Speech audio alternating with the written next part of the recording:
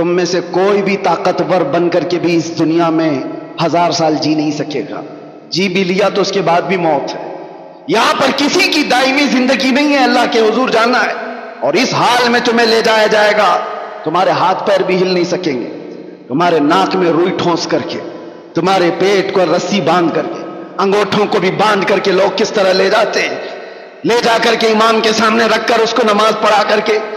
ہم دیکھتے ہیں جب جنازے دفن ہوتے ہیں, یہ بندہ اپنی زندگی میں چھوٹی سی مٹی کی دھول بھی اپنے کپڑے پہ برداشت نہیں کرتا تھا, آج اس کے ہی عزیز بھر بھر مٹی بھر کے اس پر مٹی ڈال کر چلے جاتے ہیں. ہم سب کا بھی وہی حشر ہونا ہے, سب کا بھی وہی حال ہے. اور اس قبر میں جانے کے بعد کس کو چیخو گی, کس کو پکارو, کس کو بلاؤ گی؟ وہ دوست آئیں گے جو تمہارے, جن کے لیے تم نے ماں باپ کو تک چھوڑ دیا. وہ دوست آئیں گے جن کے لیے تم نے اپنی حیثیت بدل دی, اپنے پیسے برباد کی. کوئی بھی نہیں آتا. دوستوں کا تو حال یہ ہے کہ ادھر مٹی نہیں ہوئی, ادھر وہ قبرستان سے نکل گئے. کچھ دیر تک اگر کوئی بیٹھا تو بھائی یا باپ بیٹھ جائے یا بیٹا بیٹھ جائے, باقی کسی کا نہیں ہے. دنیا ہے, تمہاری سانسوں کی مالا جب تک چل رہی ہے تب تک ساتھ ہے, یا تمہارے ہاتھ میں پیسہ ہے, منصب ہے, تب تک ساتھ ہے. باقی سب چھوڑ کر جائیں گے. جب قبر کی تختیاں بند ہو جائیں اور گھوپ اندھیرا چھا جائے, اس وقت کوئی نہیں آتا, کوئی نہیں ہوگا. تم نے اپنے آپ کو جب برباد کیا, اس کے بعد سے اس کی شروعات ہوگی. قبر کی زندگی آخرت کی پہلی منزل ہے. یہاں سے پھر تمہارا احتساب, یہاں سے پھر تمہارا حساب شروع ہو جائے گا. بتا تو نے جوانی کہاں کہاں خرچ کی ہے, کہاں کہاں خرچہ کیا. میرے عزیزو, اس اندھیری رات میں اگر کوئی آتا ہے تو صرف آمنہ کا لال تشریف لاتا ہے. میرے آقا صلی اللہ علیہ وسلم کی آمد کی بات بتائی جاتی ہے. وہ قبر میں تشریف لاتے ہیں. جو نبی پاک صلی اللہ تعالی علیہ وسلم قبر میں بھی آئے اور حشر میں بھی ہمارا ہاتھ پکڑے, آج تم ان کا دامن پکڑنے سے بھاگ رہے ہو, آج تم ان کے پیچھے چلنے سے بھاگ رہے ہو. آ جاؤ واپس, اٹھو, وہ گر نہ حشر نہ ہوگا پھر کبھی. دوڑو کہ زمانہ چال اپنی چل گیا, اپنے محلوں کو نشے سے پاک کرو. دل درد کرتا ہے میرے عزیزوں, میرا ان سے کوئی لینا دینا نہیں ہے. ان نوجوان بچوں سے ہمارا کیا رشتہ ہے؟ تم نشہ کرو گے, برباد ہو جاؤ گے, لوگ تماشا دیکھ کر کے ہنسیں گے اور کچھ نہیں ہوگا. ایک چھوٹی سی بچی جنازے میں حاضر تھا, میں آپ کو بتا رہا ہوں, 6 سال کی بچی ہے. اس کا باپ کینسر کی وجہ سے مر گیا, بہت جوانی میں مر گیا. اور کینسر کس وجہ سے؟ نشہ کی وجہ سے. اور اس کی بچی نے ایک بار مجھ سے جو سوال کیا, آج تک دل پہ لگتی ہے بات. کہا کہ حضرت آپ تو بتائیے, ہم تو چھوٹے ہیں اور میری ماں کے لیے ہمارا کیا قصور ہے جو ہمارے ابا اس طرح کر کے چلے گئے؟ ہمارا کیا قصور ہے, ہمارا کیا, پوری زندگی ہم بغیر باپ کے ہی رہیں گے. اس بچی کے وہ جملے آج بھی چبھتے ہیں. میں نوجوانوں سے پوچھتا ہوں, تم کس پر ظلم کرو گے؟ تمہارے ساتھ کتنی زندگیاں جڑی ہوئی ہیں, کتنی زندگیاں جڑی ہوئی ہیں. تم اپنے انٹرٹینمنٹ کے لیے, اپنے عیش کے لیے کتنوں کو برباد کرو گے. ان کی زندگیاں نہیں ہیں جو تمہاری آس پر جی رہے ہیں. تمہارے بچے ہیں, بھائی ہیں, بہنیں ہیں, کتنے لوگ تمہارے انتظار میں ہیں. میں جانتا ہوں کتنے ایسی مائیں انتظار میں, کتنے تو نوجوان جیل میں اسی طرح سے دیکھے گئے جو ناحق ایسے کاموں میں مبتلا ہو کر جیل کی سزائیں کاٹ رہے ہیں. اور ان کی مائیں 2-3 گھنٹے باہر گیٹ پر بیٹھی رہتی ہیں, دھکے کھاتی ہوئی, دھوپ میں, بارش میں, سب جگہ. ان کو دیکھ کر کے بھی ترس آتا تھا. اور وہ مائیں انتظار کرتی ہیں, بیٹا صحیح ہو کر کے آ جائے گا. ہم نے اپنی حیثیت کے مطابق جس کو جتنا اصلاح کرنا تھا وہاں اصلاح کیا ہے. لیکن آپ کو میں یہ بات بتا رہا ہوں کہ تمہاری زندگیاں صرف تمہارے ماں باپ, بھائی بہن اور بیٹوں سے ہی نہیں جڑی ہیں, میرے مصطفیٰ سے جڑی ہوئی ہیں. آبرو مازنا میں مصطفیٰ, ہم سب کی عزت و آبرو مصطفیٰ کے نام سے ہے. اور جب میں یہ بات پڑھتا ہوں تو رونگٹے کھڑے ہو جاتے ہیں. میرے آقا نے جو فرمایا, تمہارے تلووں میں کانٹا بھی چبھے تو مجھے اس کا درد ہوتا ہے. کون ہے جو ہماری ان غموں کو سننے والا, کون ہے؟ میرے مصطفیٰ کریم صلی اللہ علیہ وسلم کے علاوہ. تمہیں پتا ہے ملک الموت جس وقت میرے آقا کی روح لینے آئے تھے, اس وقت میرے آقا نے یہ نہیں کہا کہ نزا کی تکلیف اتنی ہے، بلکہ یہ پوچھا اے اسرائیل بتا کیا یہ تکلیف میری امت کو بھی دی جائے گی؟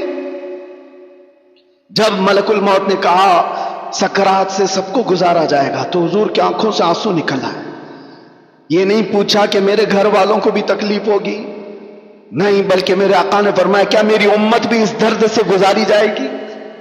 آپ سے میں کہتا ہوں جو نبی، اسی لیے اعلیٰ حضرت کا میسج یہی تھا، جو نہ بھولا ہم غریبوں کو رضا، یاد اس کی اپنی عادت کیجیے، یاد اس کی اپنی عادت کیجیے. آ جاؤ اے نوجوانوں بارگاہ مصطفیٰ صلی اللہ علیہ وسلم کی اس عظیم چھاؤں میں جہاں پر پلنے والے اپنے آپ کو آسمان کے ستاروں تک پہنچا دیتے ہیں. آپ کو پتا ہے ایک عرب نے آدمی کا بول بالا کر دیا، خاک کے ذروں کو ہمدوش سریا کر دیا، خود نہ تھے جو راہ پر اوروں کے ہادی بن گئے، کیا نظر تھی جس نے مردوں کو مسیحا کر دیا. آج بھی اس دربار میں آنے کی تمہاری دیر ہے. شرماؤ مت، جن لوگوں کے دہلیز پر تم نے گھنٹوں گزارے ہوں گے، اس نیتا، اس آقا، اس مالک، لیکن ملا کیا؟ تمہارے غموں کی بتا جہاں سناتے ہو لوگ تمہارا مذاق ہی تو اڑاتے ہیں، مذاق اڑاتے ہیں. تمہارا بیٹا بگڑ گیا، کسی کے پاس جا کر کے شکایت کی، اس نے ہاں ہاں کر کے سن لیا، جانے کے بعد 4 لوگوں سے کہتا پتہ ہے فلاں آیا تھا اپنے بیٹے کے بگڑنے کی شکایت کر رہا تھا، اس کا بیٹا تو برباد ہو گیا، ایسا ہے ویسا ہے. لیکن قسم خدا کی جس نے بارگاہ مصطفیٰ میں عرض کیا، بارگاہ مصطفیٰ میں عرض کیا، میرے آقا صلی اللہ علیہ وسلم کا حال یہ، مکہ کا ایک عظیم ابو حفص سمرقندی رحمت اللہ علیہ فرماتے ایک آدمی مر گیا تھا جس کا چہرہ گدھے کی شکل کا ہو گیا تھا اور اس کا اکیلا بیٹا تھا. دروازے بند کر دیا یہ سوچتے ہوئے کہ باپ کو یہیں دفن کر دوں گا، اٹھاؤں گا تو لوگ کیا کہیں گے. رو رہا تھا. عرض کیا میرے آقا کی بارگاہ میں. اچانک وہ کہتا ہے وہ گھر کی عورتوں کو بھی سمجھا دیا تھا دروازے بند کرو، اس جنازے کو ہمارے باپ کو یہیں دفن کر دیں گے، لوگوں کو نہیں دکھائیں گے، دکھانے جیسا چہرہ بھی نہیں ہے. اسی اسنا میں گھر کا ایک دروازہ کھلتا ہے، ایک بزرگ آتے ہیں، چہرے پر چادر پڑی ہے، سیدھے اس میت کے پاس گئے، اس کے چہرے پر ہاتھ رکھا، چادر ڈھانک دی اور پھر اس نوجوان کے پاس آ کر پوچھتے ہیں وہ بزرگ بتا کیا بات ہے. اس نوجوان نے کہا آپ کون ہیں، کیسے آ گئے میرے گھر پر؟ میں نے تو سب دروازے بند کیے تھے لیکن اب آپ نے دیکھ ہی لیا میرے باپ کو تو دیکھو، اسی لیے تو رو رہا ہوں. غم اس بات کا ہے میرا باپ مر گیا لیکن چہرہ گدھے کی شکل کا ہو گیا. تو آنے والے بزرگ نے کہا کچھ بھی تو نہیں ہوا، جا کے دیکھ لے. وہ نوجوان کہتا ہے میں اٹھ کر کے اپنے باپ کے چہرے کو دیکھا تو نہایت ہی چمکتا دمکتا چہرہ، کچھ نہیں ہوا. اتنے میں وہ بزرگ جا رہے تھے، یہ دامن پکڑ لیا، کہا آپ کون ہیں؟ اللہ کے فرشتے ہو. کون ہیں؟ پلٹ کر کے آنے والے بزرگ نے کہا انا محمد رسول اللہ صلی اللہ علیہ وسلم. میرے آقا نے فرمایا میں محمد اللہ کا رسول ہوں. اس نے قدموں پر گر کر کے پوچھا کہ آقا میرے باپ کے ساتھ کیا ہوا؟ میں یہی بتانا چاہتا ہوں. حضور فرماتے ہیں تیرا باپ کچھ گناہوں میں مبتلا تھا جس کی وجہ سے اللہ کا غضب ہوا. بیٹے نے پوچھا کیا کیا تھا میرے باپ کو؟ اب توجہ ہو، میرے آقا فرماتے یہ ہماری عادت نہیں کہ باپ کے گناہ بیٹے کو بتائے جائے.